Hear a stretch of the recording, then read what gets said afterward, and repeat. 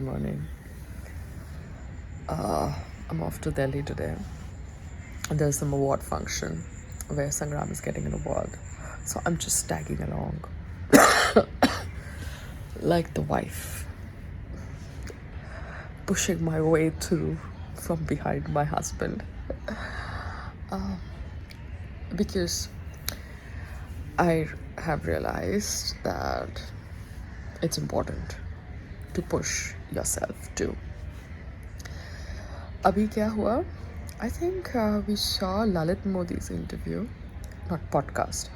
I didn't hear the whole thing. I'll hear it probably on the flight or something. But I heard, little bit glimpses on Twitter and everything. And he was talking. He was really talking. So then, when you talk, you are labeled as bad. Why? He's talking. He has a right to talk. He has a right to put forth his narrative. And if his narrative is supporting him because he's taking a stand for himself, he has the right to do that. He spoke a lot of cool stuff, and I like that. I had gone to Goa for the first IPL match, yeah. Not first IPL match, but the first setup in Goa. I think so. There was Lalit Modi, there was some other person, and there were some other actresses. But what happened, I got into an ego hassle with the men, in the sense, I was not told what time to reach the stadium. There was no makeup hair, there was no proper protocol, and they thought that, everybody is like a friend, so we can casually go. They don't need to hire makeup and hair and go up. But see, you have to understand, I come from a zone where I was used to that thought process.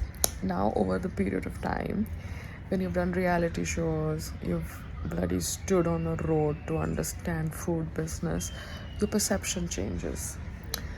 So, you have been involved in certain political mess, gone here, there, to Bundi and this and that. So, your perception changes.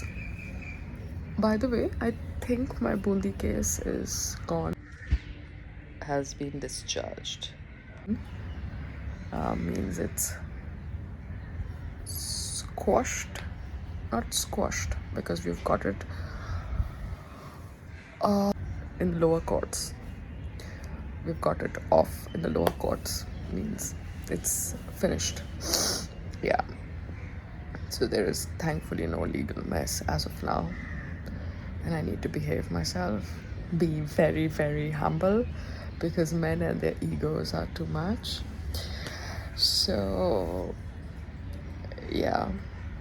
What was I saying? So I know Lalit Modi from that zone.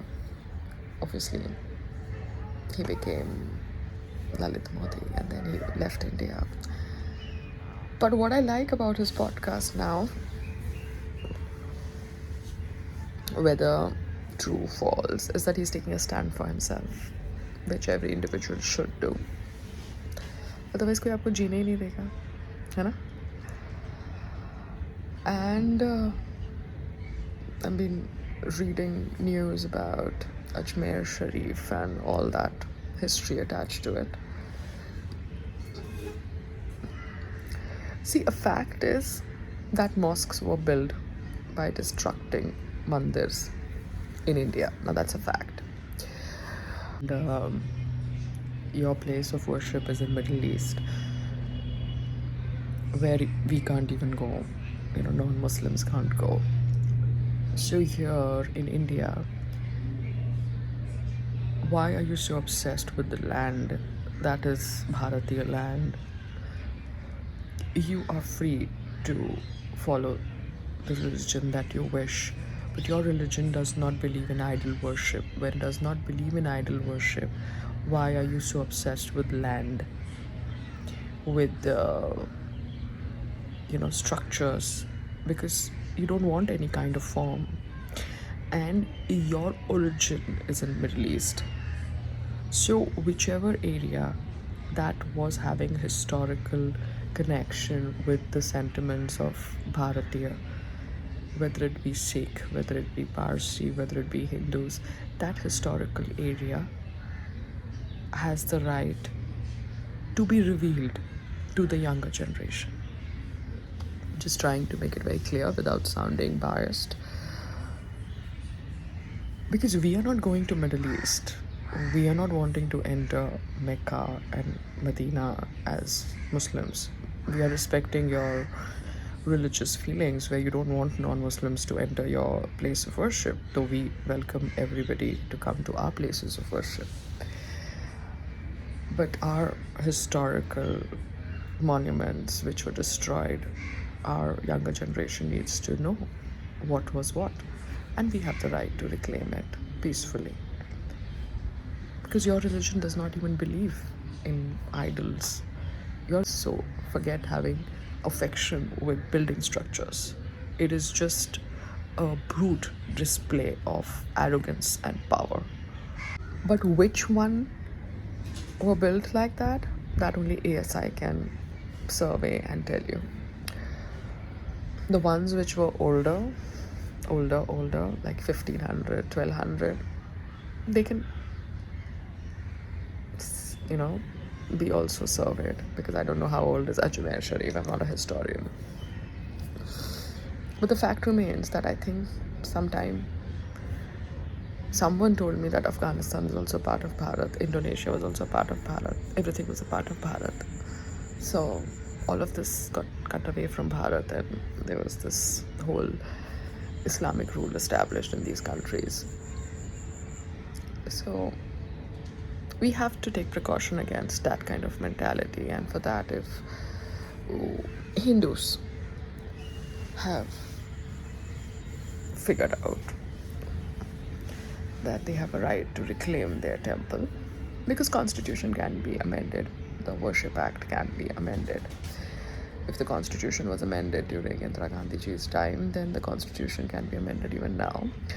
So if there is a Worship Act and you are using that act to defend the mosques which have been built by destroying temples, then that Worship Act can be amended, and you can reclaim the temples, because we all have a right to know our history. We all have a right to let our coming generations know about our history.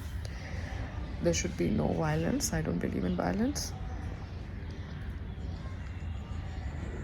Because when you come to think of it, people in Islam don't believe in idol worship, they believe in God.